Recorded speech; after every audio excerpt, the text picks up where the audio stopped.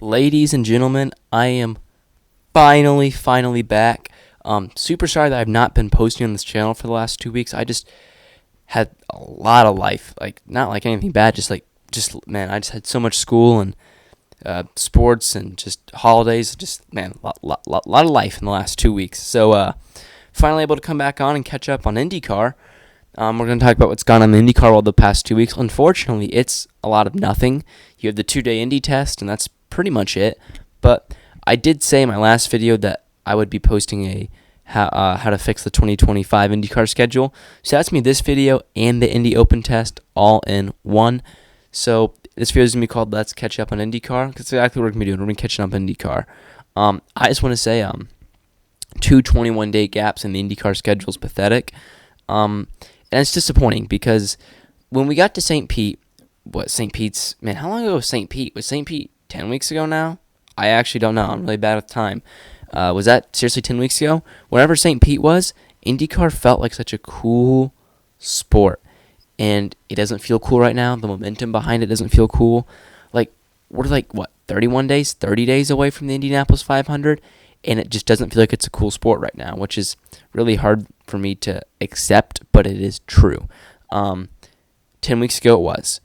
You can't do 21 days, which is 3 weeks, between your first and second race, and you can't do, 21 days between your second and third, and now you're 21 days. So it's 3 21-day gaps. The fact that Barber's even in May is ridiculous. They just got to fill the schedule. You got to have an oval before the Indianapolis 500. The Indianapolis 500 cannot be the first oval. You got to go to Phoenix. You got to go to Homestead. You got to go to an oval in a warm area. You have to in the start of the year. I don't know. Just the momentum behind the sport right now does not feel good at all. I wish INDYCAR had more momentum. They just don't at the moment, and it's just super hard for us hardcore Indy fans to accept it.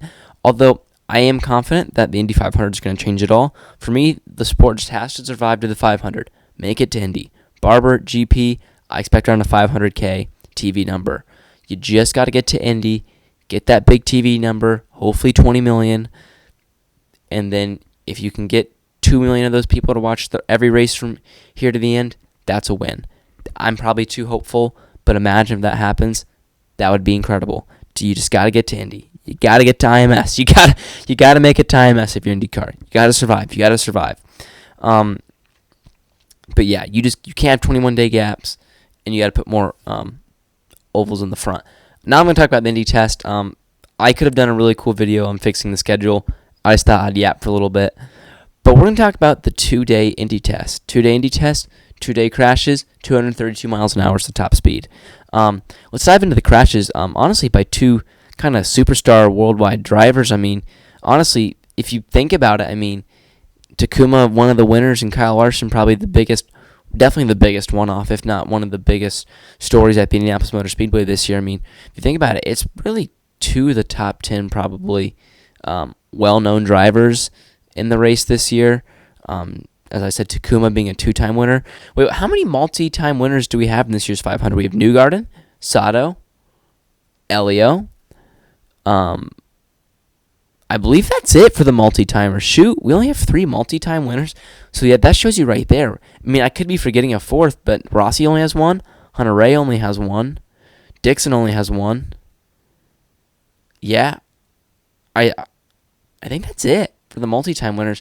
I'm going to feel really dumb if Power has 1. Yeah, I'm going to feel really dumb if I'm forgetting someone, but I'm 99% sure I'm not. So you have 3 multi-time winners, and one of the multi-time winners who, in my opinion, had a top 3 car, had a top 3 car in speed, had a top 3 car in traffic. I thought was, wow, is Takuma going to factor for this win? And ultimately he didn't. He crashed. If this would have been in May, I think he's screwed and has to go to the backup car. But I'm confident Ray Hall will be able to fix that car, and he'll be back for the month of May. Let's show that crash real quick right here. Yeah, I mean, there's really not a good view of it, but yeah, I mean, they only have that onboard footage, and then they have the footage that we obviously saw on the YouTube live stream. The YouTube live stream number was great. I kept checking on it, and it was consistently between 10 and 15K. So, I mean, yeah, the YouTube live stream was really good. Now let's look at Kyle Larson's crash right here. Kyle Larson, yeah, kind of just run him fast, lost it. I mean, both these guys, what happened is they just lost it. Super glad to see they're both okay. I think they'll both be fine.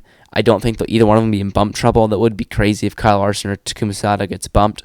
Confident that they won't, but that would just be crazy if they do get bumped. I mean, that would be crazy, but they won't. I think your pole is going to be like a 231.5 this year. I just don't think the hybrid is going to be very fast. Although everyone's saying Chevy is tanking. I think that's true, but I don't think they're tanking too much. I don't think you're going to see 2-3 mile an hour difference from tanking. I think you might see a mile. That's it.